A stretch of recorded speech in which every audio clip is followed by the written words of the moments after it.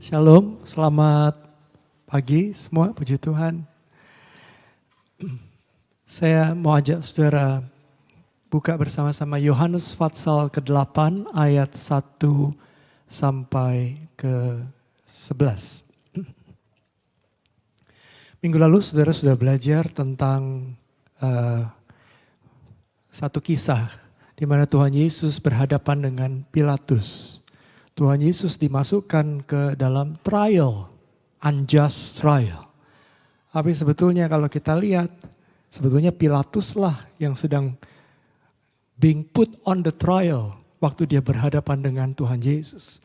Waktu Tuhan Yesus ketemu Pilatus, dia bukan seperti orang yang victim, bukan seperti kriminal yang berhadapan dengan penguasa yang besar. Justru terbalik. Pilatuslah yang grogi, Pilatuslah yang feel the pressure, Pilatuslah yang bingung how to deal with this very difficult case. Dan hari ini saya mau ajak kita mundur sedikit ke kisah penangkapan sebelum Tuhan Yesus ketemu dengan imam besar di pengadilan dan oleh Pilatus. Dan judul khotbah pagi hari ini adalah The Betrayal, the Arrest, and the Majesty of the King. Tuhan Yesus, kisah ini dicatat dengan sangat beautiful oleh Rasul Yohanes. Bagaimana Tuhan Yesus dipermuliakan dengan cara yang sungguh tidak pernah disangka. Yaitu lewat salib, the cross.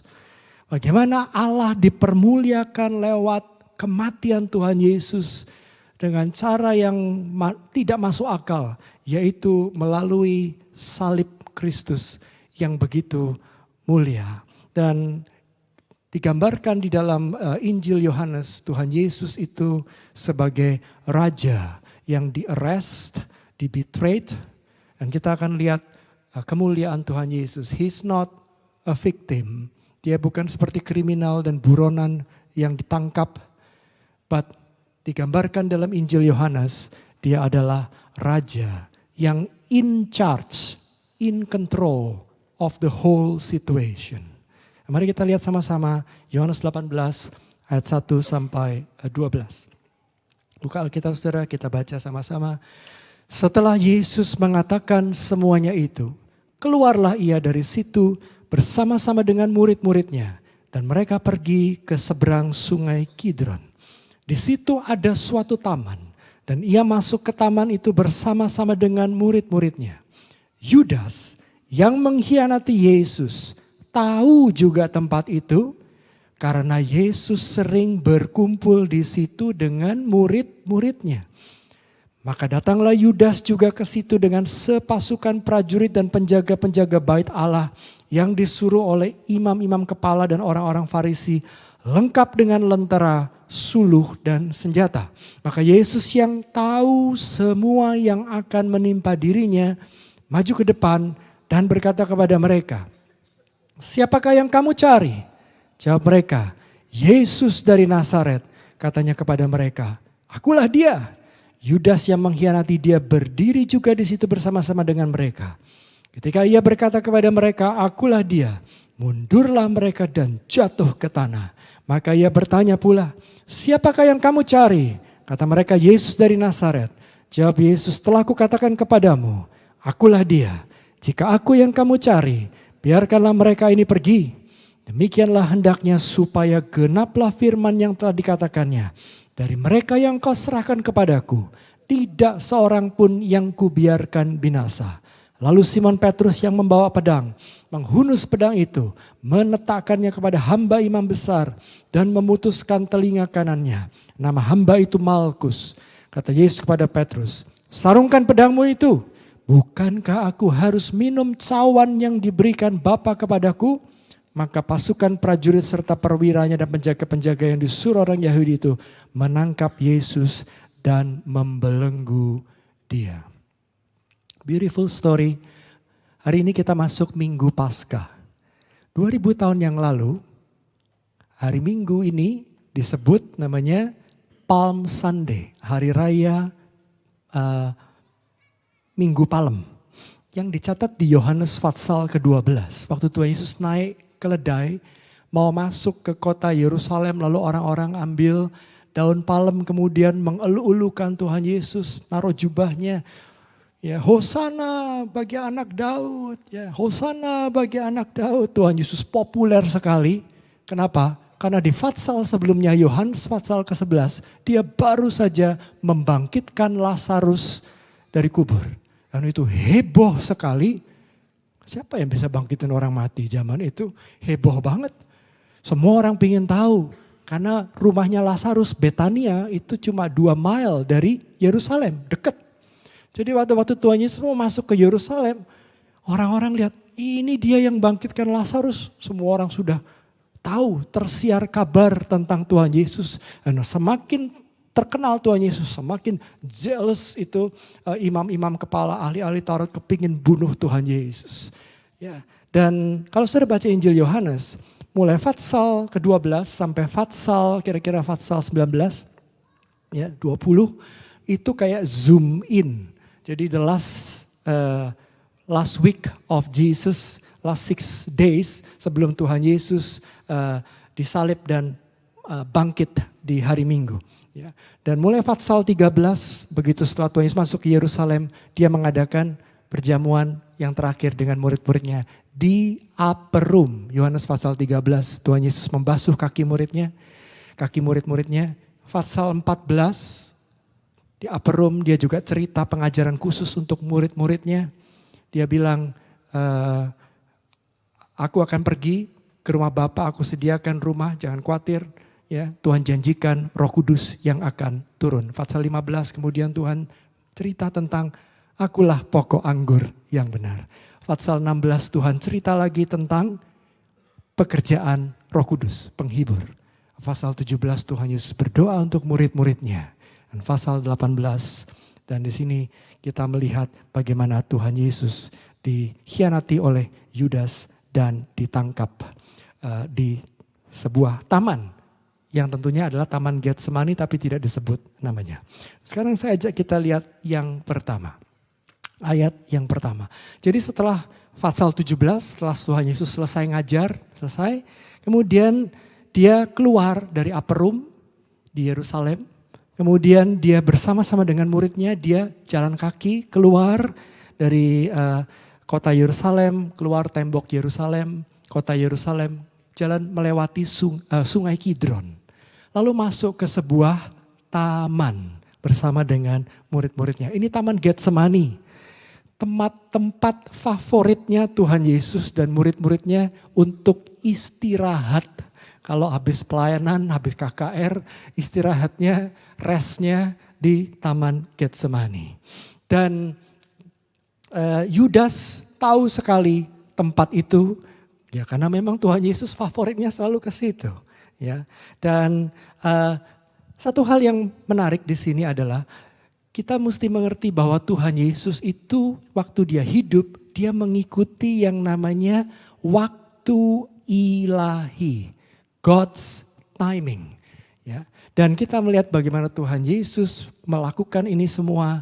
Dalam cerita ini semua ada di dalam rencana dan waktu ilahi daripada Tuhan. Saya beri contoh di Yohanes 2 Fatsal 4 waktu perjamuan di Kana. Kehabisan anggur, mamanya datang ke Tuhan Yesus. Bantuin dong, ini anggurnya habis. Gitu. Terus Tuhan Yesus bilang gini, "Woman, mau apa engkau dari aku? Waktuku belum tiba. My hour has not yet come." My hour. Ini keluar terus nanti di Injil Yohanes. Saya beri contoh lagi. 12:27. Waktu dia masuk ke kota Yerusalem. Ya, dia bilang gini, jiwaku ini troubled. Apa yang akan kukatakan? Dia tahu. Dia tahu. Waktunya sudah dekat untuk dia dipermuliakan melalui kayu salib. Dia bilang, Bapa selamatkanlah aku dari from this hour, keluar lagi this hour ya. Tidak, sebab untuk itulah aku kedatang ke dalam saat ini. Come to this hour. Lalu Yohanes 17 ayat 1. Waktu Tuhan Yesus berdoa untuk murid-muridnya. Dia berdoa begini, Bapa, the hour has come. Now, dia tahu saatnya udah tiba. Glorify your son. Lewat apa? Kayu salib. That your son may glorify you. Pada waktu Tuhan Yesus disalib, dia akan mempermuliakan Bapa di surga. Dia tahu the timing, the hour, kapan waktunya, dan kapan dia harus sudah tiba waktunya. Dan kapan itu belum tiba waktunya. Ya. Saudara tahu kalau di dalam royal event, acara-acara kenegaraan yang besar. Contoh, waktu funeralnya Queen Elizabeth II misalnya. Seluruh dignitaries, raja-raja, Perdana Menteri, Presiden datang semua ke UK, England untuk menghadiri acara funeral. Kalau acara-acara yang besar seperti itu, royal events, biasanya ada yang namanya rundown. Betul? Diatur timingnya, mulainya jam berapa sampai menit-menitnya diatur semua sesuai dengan rundown. Nah, Tuhan Yesus juga hidup mengikuti rundown yang sudah dipersiapkan oleh Bapa di surga. Karena itu dia tahu everything ini dia nggak surprise. Dia nggak kayak buronan kriminal yang ketakutan, sembunyi, melarikan diri. Enggak, dia malah sengaja datang ke Yerusalem. Udah tahu mau ditangkap berkali-kali. Ya, udah tahu mau dibunuh. Dia malah sengaja datang. Publicly lagi. Dan kalau sudah baca di Injil lain setelah Tuhan Yesus masuk ke Yerusalem. Apa yang dia lakukan? Dia masuk ke bait suci. Dia bersihkan bait suci. 2 kali loh. Yang di depan awal waktu pelayanannya Tuhan Yesus. Terakhir dia juga cleanse the bait suci. Diobrak-abrik lagi bait suci. Itu di Injil lain tercatat.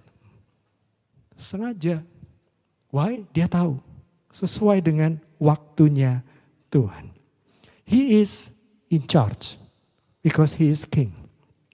Refleksi simple ya. Dari satu ayat ini. Seperti Tuhan Yesus hidup mengikuti kehendak Bapaknya. Dan mengikuti waktu ilahi dari Tuhan. Kita juga mesti belajar mengikuti waktunya Tuhan. Segala sesuatu ada waktu yang ditentukan oleh Tuhan. Tuhan tidak pernah terlambat, tapi Tuhan juga nggak pernah terlalu cepat.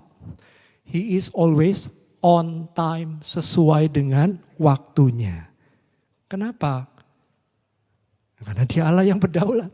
Kita yang seringkali nggak sabar, kita yang gelisah terus. Tapi kita belajar untuk percaya. Tuhan is in control. He is the king. Dia take care of our life. Kita belajar mengikuti waktunya Tuhan. Dan menantikan pertolongan dari Tuhan pada waktunya. Kenapa? Karena Tuhan menetapkan langkah-langkah orang benar. Yang hidupnya berkenan kepada Tuhan. Kita yang belajar untuk align dengan waktunya Tuhan. Sekali lagi, dia tidak pernah terlambat. Dia juga tidak pernah too early. Always sesuai dengan rencana kehendaknya. Karena segala sesuatu bersama-sama mendatangkan kebaikan bagi kita semua yang terpanggil sesuai dengan rencananya dan yang mengasihi Dia. Haleluya. Ayat yang kedua, sekarang kita lihat ada tokoh yang kedua, Yudas. Nah, Yudas tahu, ya, also knew the place. Lalu dia datang ke situ, ya, kemana? Ke taman. Saudara ingat manusia jatuh ke dalam dosa di mana? Di taman, Taman Eden. Adam dan Hawa ketemu dengan iblis yang masuk lewat ular, berhadapan dengan iblis dalam peperangan rohani, gagal, kalah, jatuh dalam dosa. The whole human race under punishment because the sin, the fall on the garden. Karena ketidaktaatan Adam dan Hawa. The second Adam, Tuhan Yesus, berhadapan dengan iblis dalam peperangan rohani. Berhadapan dengan iblis yang merasuki Yudas. Dia taat di dalam Taman Getsemani. Dan karena ketaatan Tuhan Yesus, kita semua bisa terima anugerah keselamatan. Tapi ada satu yang sangat tragis di sini. Seorang murid Tuhan Yesus yang hidup bersama dengan Tuhan Yesus siang dan malam, setiap hari makan bersama dengan Tuhan Yesus, ikut pelayanan Tuhan Yesus, melayani bersama dengan Tuhan Yesus, berkhianat, bawa pasukan tentara Romawi dan juga temple guards yang ada di bait suci, ya, untuk menangkap Tuhan Yesus. Mereka datang bawa senjata, mau tangkap Tuhan Yesus yang adalah Raja Damai, the Prince of Peace. Mau tangkap seorang guru agama yang tidak bersenjata dan tidak pernah memberontak melawan pemerintah Romawi. Enggak ada sejarahnya.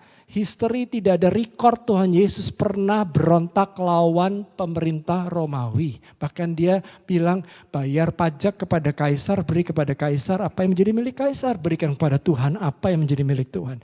Dia enggak ngajarkan sesuatu yang melawan pemerintah Romawi. Tapi dia bawa orang-orang bawa senjata. Kenapa? Mungkin ya, Yudas ini tahu, sama imam-imam kepala itu mungkin tahu historinya. Tuhan Yesus ini susah sekali ditangkap. Sudah berkali-kali mau dicoba, mau dibunuh, ditangkap. Tapi gak berhasil. Unarrestable. Why? Belum waktunya. Karena dia yang in charge. Bukan orang-orang, bukan ahli-ahli kepala. He's the king. Belum waktunya. Dan mereka datang bawa lentera sama obor untuk nangkap Tuhan Yesus yang adalah terang dunia. I'm the light of the world. Mereka nggak bisa lihat Tuhan Yesus yang adalah terang dunia. Mereka harus bawa obor, lentera. Why? Spiritually blind, tidak bisa melihat. Hidupnya matanya buta, dikuasai oleh kegelapan. Ada satu insight yang menarik dari kisah pengkhianatan ini. It is possible to live so closely with Jesus without living for Jesus. Kita bisa mungkin rajin ke gereja. Dengarkan firman Tuhan seperti Yudas mendengarkan firman Tuhan. The gospel bahkan.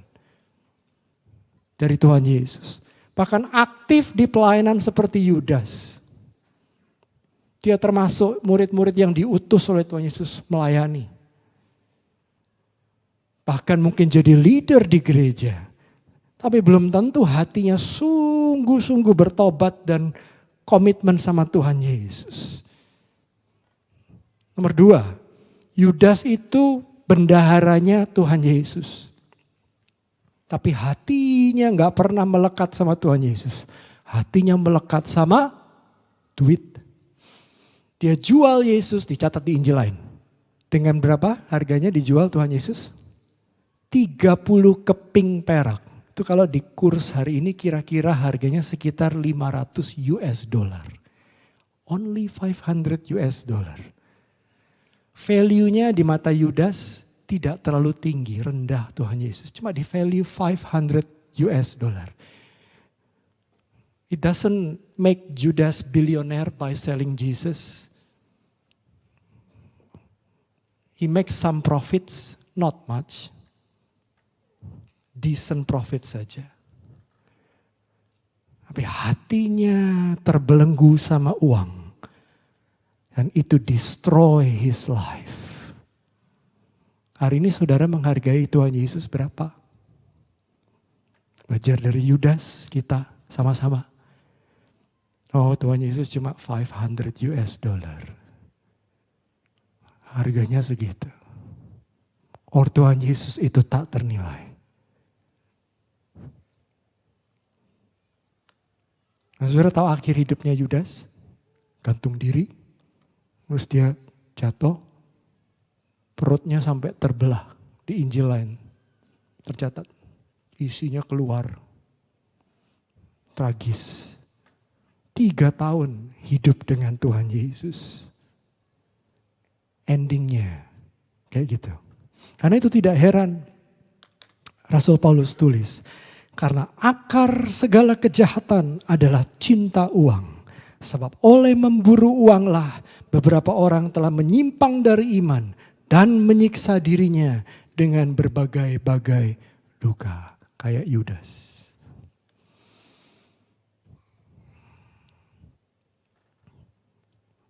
Waktu tua Yudas bawa pasukan Romawi, mimpin, datang ke Taman Getsemani, dia mau pastikan pasukan Romawinya nangkepnya gak boleh yang salah. Pemimpinnya, dideketin Tuhan Yesus, dicium Tuhan Yesus. Sampai Tuhan Yesus tanya sama Yudas, ngomong di Lukas 22 ayat 48, dicatat di Injil lain. Yudas, engkau menyerahkan anak manusia dengan ciuman, disindir sama Tuhan Yesus. Anak manusia itu title-nya Tuhan Yesus ya. Daniel 7, the Son of Man. Title ilahinya Tuhan Yesus, the glorious God. Kamu menyerahkan Allah dengan ciuman. Ayat 4. Tuhan Yesus tahu benar apa yang akan menimpa dirinya. Dia maju ke depan dan berkata kepada mereka, siapa yang kamu cari? Enggak kayak buronan, kriminal, ngumpet. Dia sengaja datang ke Taman Getsemani, mengkondisikan arrestnya. Karena dia tahu, kalau aku ke tempat lain Yudas enggak tahu. Tapi kalau aku ke Taman Getsemani situ, ke taman yang ini, Yudas pasti tahu. Dia mengkondisikan itu. Kedua, Tuhan Yesus tidak ngumpet di belakang murid-muridnya. Suruh murid-muridnya jagain dia. Dia ngumpet di belakang, enggak. Dia yang maju. He's the king. Kamu cari siapa? Tanyain.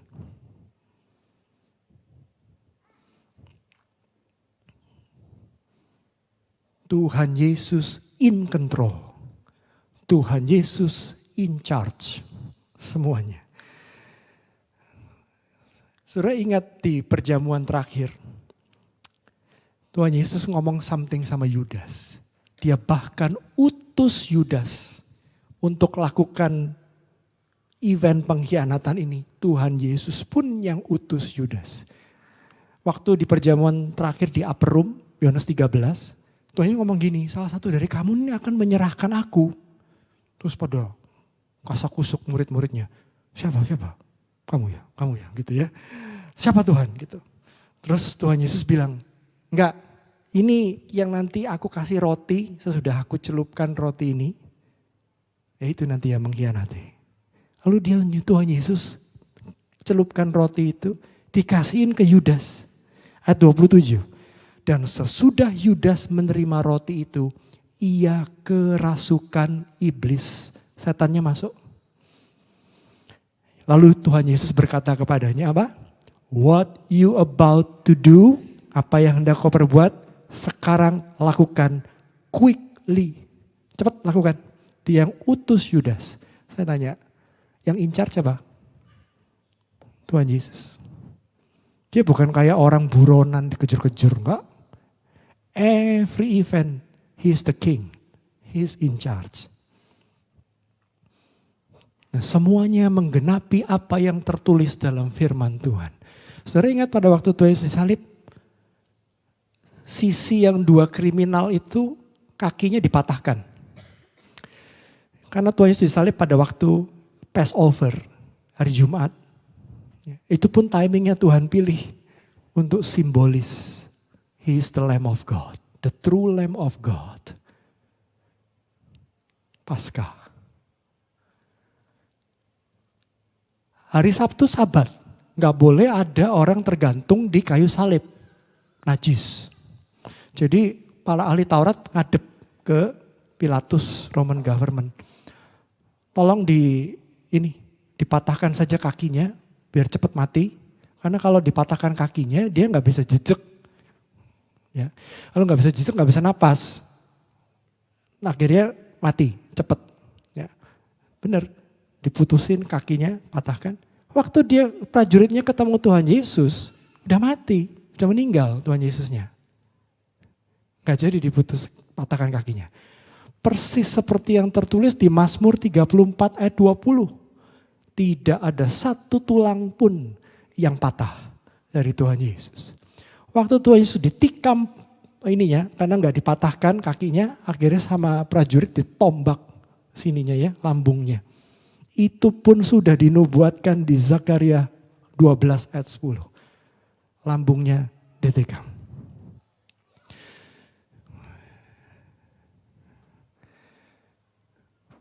Bahkan pada waktu Tuhan Yesus mati, dia decide the timing to give his life. Kalau saudara baca di Yohanes pasal 10 ayat 20, Yohanes 10 ayat 18, Tuhan Yesus bilang begini, ya, tidak seorang pun bisa mengambil nyawaku daripadaku, melainkan aku memberikannya nyawaku menurut kehendakku sendiri. Aku berkuasa memberikannya dan berkuasa mengambilnya kembali. Inilah tugas yang kuterima dari Bapakku.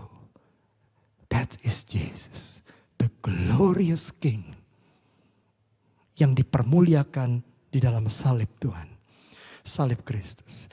Lalu di ayat yang berikutnya ditanya, siapa yang kamu cari?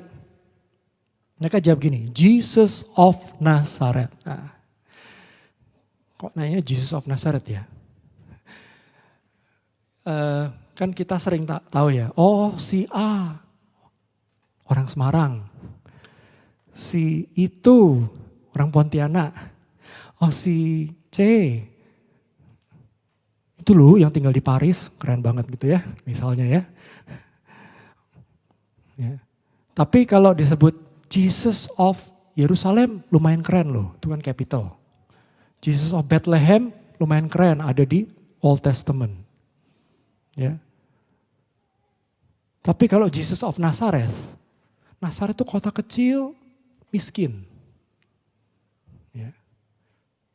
Itu title yang merendahkan Tuhan Yesus. You are nobody. Kalau Tuhan Yesus itu Jesus of Jerusalem, oh lumayan. Ya. Dari mana kamu? Nazareth. You are nobody. You are poor. Ya. Gak ditanya juga lagi, Jesus bin Joseph, anaknya Yusuf. Enggak, sengaja title-nya direndahkan. Terus Tuhan Yesus jawab, akulah dia, I am he. Memang Tuhan Yesus tadi tanya, siapa yang kamu cari? Ini kan gerombolan datang, mau arrest. Arrest warrant itu kan ada namanya, siapa yang di arrest? Dia tanya arrest warrant. Siapa yang mau di arrest? Yesus of Nazareth. Dia bilang, aku, I am he. Nomor satu, identifikasi supaya nggak salah. Orang, I am he. Ya. Tapi, waktu Tuhan Yesus bilang, I am he, dia pakai kata yang beda. Dia bilang ego eimi. Itu nama Allah Jehovah. Itu nama Allah yang dikasihkan waktu kasih tahu ke Musa. Waktu Musa ketemu dengan Allah di semak belukar. Yang terbakar tapi tidak terbakar. Musa tanya, nanti kalau orang Israel tanya, siapa yang utus kamu? Yang utus aku ngomong siapa? Namanya siapa? Siapa yang utus aku? Terus Tuhan Allah bilang sama Musa. Ya, apa yang harus ku jawab? Jawab gini Musa. Aku adalah aku.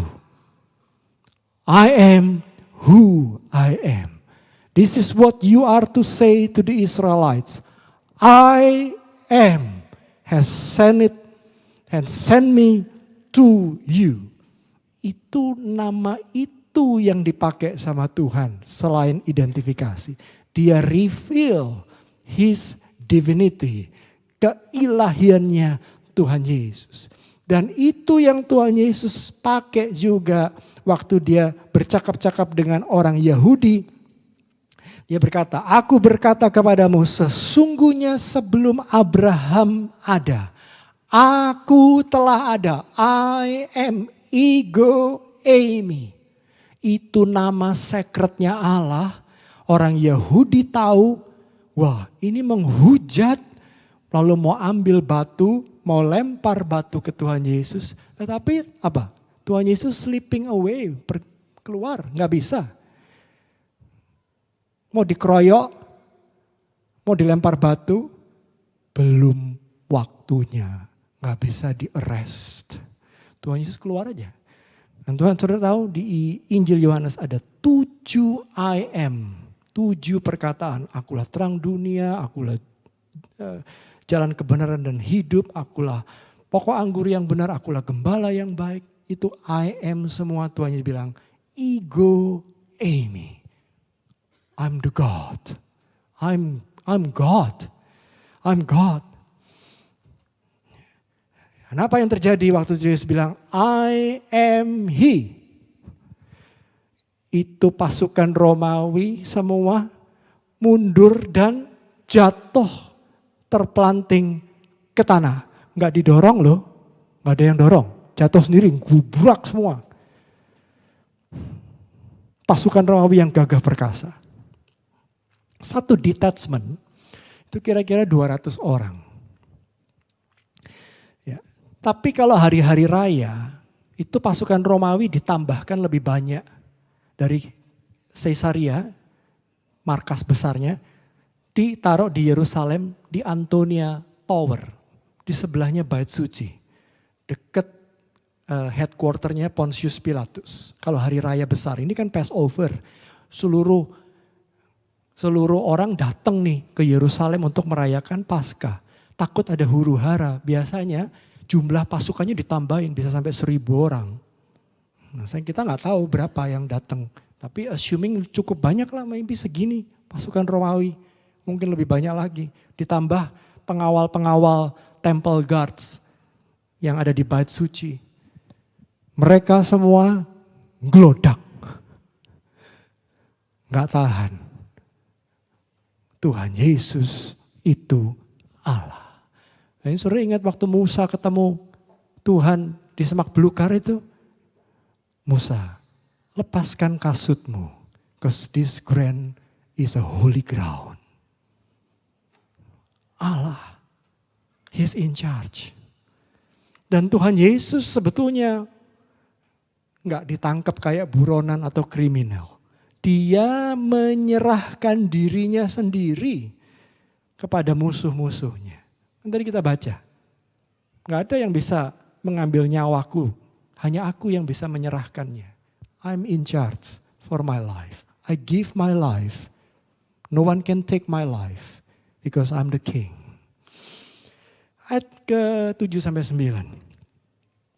Mungkin masih kaget ya. Habis ngelodak. Berdiri lagi, ditanya lagi sama Tuhan Yesus. Siapa yang kamu cari?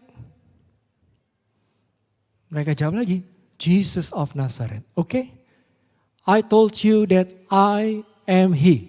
Kali ini untung gak ngelodak lagi. Terus Tuhan Yesus bilang gini, kalau kamu cari aku, let this man go. Murid-muridnya.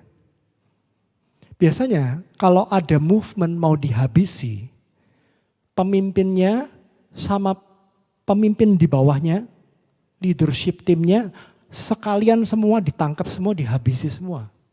Secara sistematis. Habis itu movementnya hilang. Gak ada yang mimpin soalnya. Tapi Tuhan Yesus tahu, ini harus dilindungi. Semua muridnya punya tugas besar, nanti sudah baca di Kisah Para Rasul. Injil harus disebarkan lewat murid-muridnya. Jadi belum waktunya, memang mereka nanti akan mati syahid, jadi martir. Tapi belum waktunya sekarang, belum. ayat 9. Benar ini, genap firman Tuhan. Dari mereka yang kau serahkan kepadaku, tidak seorang pun yang kubiarkan binasa. Betul, tidak ada satu murid pun yang ditangkap, hanya Tuhan Yesus saja. Sekali lagi, yang in charge apa? Tentara Romawi apa Tuhan Yesus? Tuhan Yesus. Tentara Romawi nurut sama Tuhan Yesus. Let this man go. Pergi. Dan itulah yang Tuhan Yesus lakukan. Di Yohanes pasal 10, itu Tuhan Yesus bilang gini, akulah gembala yang baik. Gembala yang baik memberikan nyawanya bagi domba-dombanya.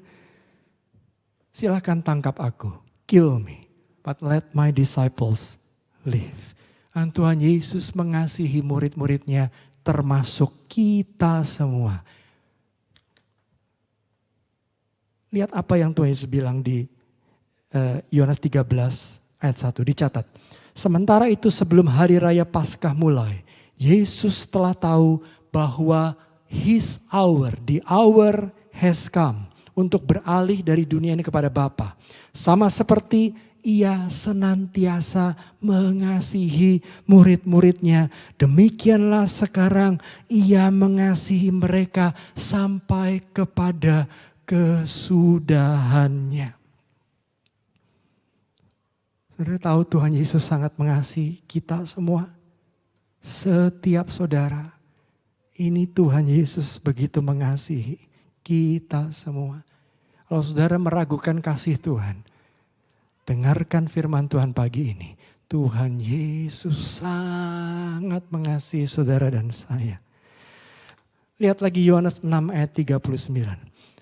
Dan inilah kehendak Dia yang telah mengutus aku, yaitu supaya dari semua yang telah diberikannya kepadaku, jangan ada yang hilang, tetapi supaya ku bangkitkan pada akhir zaman. Ada perlindungan dari Tuhan. Hari ini ada yang takut, hari ini ada yang khawatir, ada yang gelisah, ketakutan, meragukan perlindungan Tuhan. Dengarkan janji Tuhan. Ada yang takut nanti kalau aku enggak selamat bagaimana ya? Padahal aku udah ke gereja. Ini janji Tuhan Yesus. Lihat lagi kalau saudara masih perlu tambahan. Ini doanya Tuhan Yesus Yohanes 17. Selama aku bersama mereka, aku memelihara mereka dalam namamu, yaitu namamu yang telah engkau berikan kepadaku.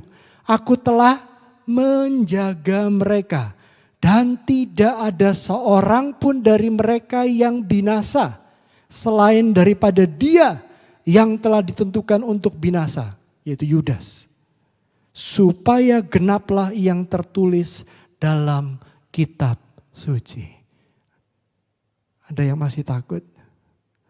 Tuhan Yesus jagain kita semua. Saudara ingat ceritanya Petrus? Tuhan Yesus bilang sama Petrus, Petrus, aku melihat iblis menampi kamu seperti gandum ditampi. Tapi aku berdoa supaya imanmu jangan gugur. Dan kalau kamu sudah insaf, ingatkan saudara-saudaramu.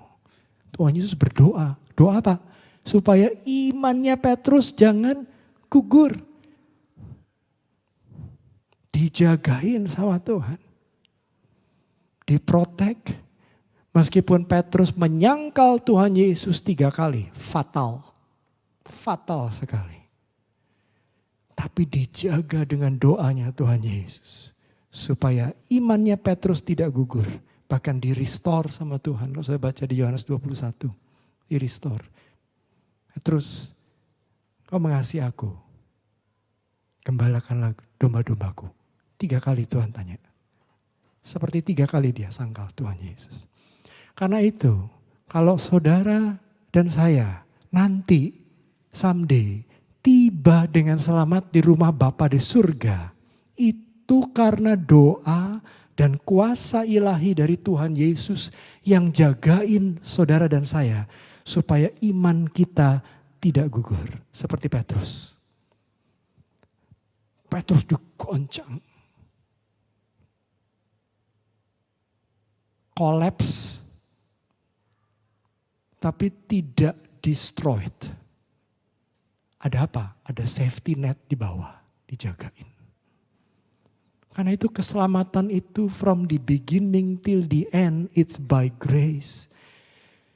Kalau saudara bisa tiba di rumah Bapa dengan selamat di surga, saudara gak bisa bilang gini, saya ya yang bisa hebat pertahankan iman saya sampai titik darah yang terakhir. Hebat. Oh kalau gitu itu namanya salvation by grace, sanctification by works. Tetapi salvation from the beginning till the end, it's all by grace and by grace and by grace.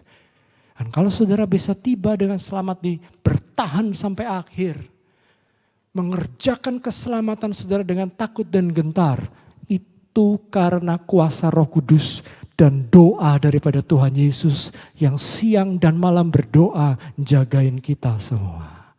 Haleluya. Ayat 10. Nah, ini agak aneh. Petrus. Mungkin agak impulsif ya orangnya ya. Emosional. Tiba-tiba menghunus pedang. Terus main pedang. Waktu dia ayunkan pedangnya, kena ke hambanya, servantnya imam besar. Namanya Malkus. Tapi Malkus lumayan cekatan rupanya, masih muda soalnya ya. Begitu pedangnya dihunus dia langsung syat gitu ya. Tapi kena telinga kanannya. Ya. Gak dicatat sama Yohanes sih, tapi dicatat sama Dr. Lukas, di Injil Lukas. Sama Tuhan Yesus, Petrus dihardik, stop, enough. Terus dijamah telinganya Malkus, sembuh. Wah, aduh. Dia jadi orang terakhir yang mengalami kesembuhan ilahi disembuhkan sama Tuhan Yesus langsung sebelum Tuhan Yesus mati di kayu salib. The last person, the lucky him. Dalam event seperti itu, Tuhan Yesus masih melakukan mujizat kesembuhan. Padahal sudah mau ditangkap seperti itu. Bukankah Tuhan Yesus itu sangat, sangat, sangat baik. Petrus kok bisa-bisanya gak mikir tah. Dia tuh siapa sih? Backgroundnya tentara? Bukan, nelayan. Gak biasa main pedang, biasanya mainnya jala. Ini semua tentara Romawi, jago perang semua, professional soldier. Biasa bunuh orang, biasa main pedang. Kok saya bingung juga ya, kok gak mikir ya. Probability-nya menang itu kan 0% lawan 100%. Kalau mau fight ya mikir dulu probability-nya menangnya 50-50, oke lah kita fight. Kalau 0% ya namanya kan cari mati ya. Saya juga agak puzzle dengan Petrus yang sangat impulsif ini. Ya. Dan padahal Petrus ini sudah dikasih tahu sama Tuhan Yesus, sudah ditegur sama Tuhan Yesus. Ingat ceritanya waktu Tuhan Yesus bilang, nanti aku akan mati, ya, aku akan dibunuh, bangkit ke hari ketiga. Terus Petrus dengan gayanya, Tuhan Yesus ditarik ke samping. Sekali-sekali tidak akan menimpa engkau. Kira-kira Petrus ngomong gini, yang lain boleh meninggalkan engkau. I will protect you Jesus. Ya, hebat sekali ya. Tuhan Yesus bilang, enyahlah engkau iblis daripadaku, kau batu sandungan bagiku. Sudah ditegur begitu. Ya. Terus dia juga sempat bilang, Tuhan yang lain boleh tinggalkan engkau. Aku tidak akan pernah tinggalkan engkau. Terus Tuhan Yesus bilang gini, sebelum ayam berkokok 3 kali, kamu akan menyangkal aku. He's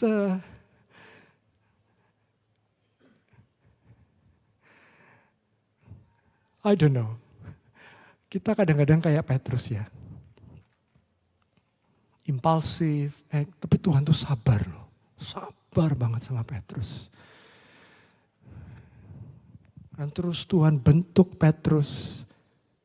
Dan Tuhan tetap pakai Petrus. Jagain Petrus. Sampai dia nanti dipakai Tuhan luar biasa di Kisah Para Rasul pada waktu Hari Raya Pentakosta. Dia yang khotbah. 3.000 orang bertobat, gereja lahir. Ya. Dan Tuhan Yesus bilang sama Petrus, sarungkan pedangmu itu. Petrus, di Matius dicatat, Tuhan Yesus ngomong gini, atau kau sangka aku nih gak bisa berseru sama Bapa supaya kirim 12 legion tentara malaikat untuk bantuin aku? I'm in charge here. Kamu ndak usah bantu Tuhan. Nah, ini reflection buat kita. Kita kalau lagi kepepet, terpojok seperti Petrus melihat rasanya out of control, terpojok, cornered. Waduh, ini we have to do something. We have to do something. Silly, futile, act of defense. Yang kita perlu belajar adalah belajar percaya Tuhan itu in control and in charge dalam hidup kita. Percaya menantikan pertolongan Tuhan. Gak usah bantu Tuhan. Kalau bantu Tuhan gak karu-karuan.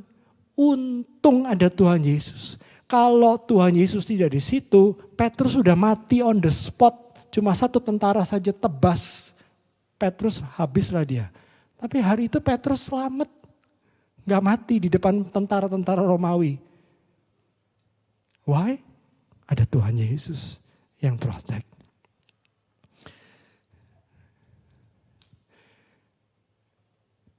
Saya yakin ada pengalaman pribadi balik ke Malkus. Mungkin ya. Kalau someday itu memang Malkus gak dicatat. Yang tadi telinganya potong itu sama Petrus. Mungkin Malkus ditanya ya. Gak dicatat di Alkitab sih dia bertobat. Mungkin dia ditanya ya sama orang-orang, what do you think about Jesus? Hey? Do you think he's a Messiah? Dia Mesias? Mungkin dia akan berkata gini ya, I'm not sure, I don't know, dia Mesias or not. Tapi satu aja aku tahu, waktu Petrus muridnya itu pedang, saya hampir mati, kena sini. Tapi saya punya pengalaman pribadi, telingaku sembuh. Tadinya putus, nih lihat ini. Gak ada bekas luka sama sekali.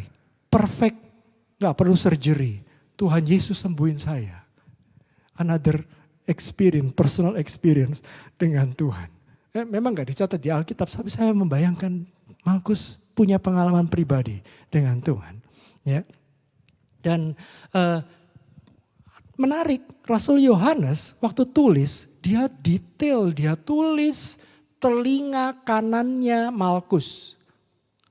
Bukan yang kiri, yang kanan. Kok detail banget? Kenapa? Karena Rasul Yohanes waktu tulis ini dia ingin kasih tahu sama kita semua. I was there. Aku ini eyewitness. I was there waktu Tuhan Yesus ditangkap. Aku lihat sendiri. This is not a myth. This is real. This happened. Aku lihat sendiri itu. It's an eyewitness testimony. Jadi mau kita percaya benar-benar ini benar-benar terjadi. Dan Petrus menarik. Dia buktikan imannya pakai pedang. Tapi dia tidak berani buktikan imannya lewat perkataan. Setelah kejadian ini, berapa jam kemudian di dalam court temple itu. Ada gadis kecil tanya sama Petrus. Loh, kamu kalau gak salah kan muridnya dia kan? Enggak, saya enggak kenal, enggak kenal. Gadis kecil. Di depan tentara Romawi, gagah perkasa. Di depan gadis kecil, takut. Tapi Tuhan Yesus itu, ya itu, sabar sekali sama Petrus. Kayak kita. Dia sabar sekali sama kita. Yang terakhir, kata Yesus kepada Petrus, sarungkan pedangmu itu.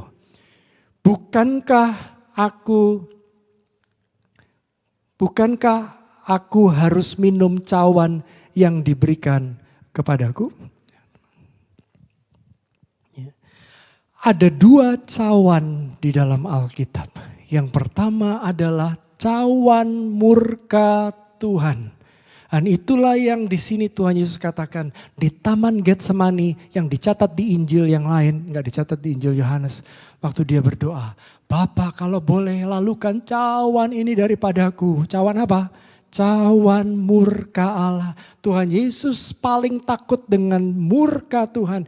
Dia enggak takut dengan physical pain, dicambuk, dipaku di kayu salib. Yes, it's very painful. Tapi dia paling takut dengan cawan murka Allah, penghukuman Allah. Dia takut sekali sampai peluhnya waktu berdoa di Taman Getsemani, peluhnya jadi kayak titik-titik darah. Karena ketakutan dengan cawan murka Allah.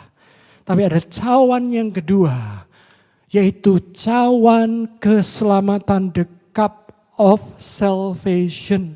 Setiap manusia harus minum salah satu dari cawan ini.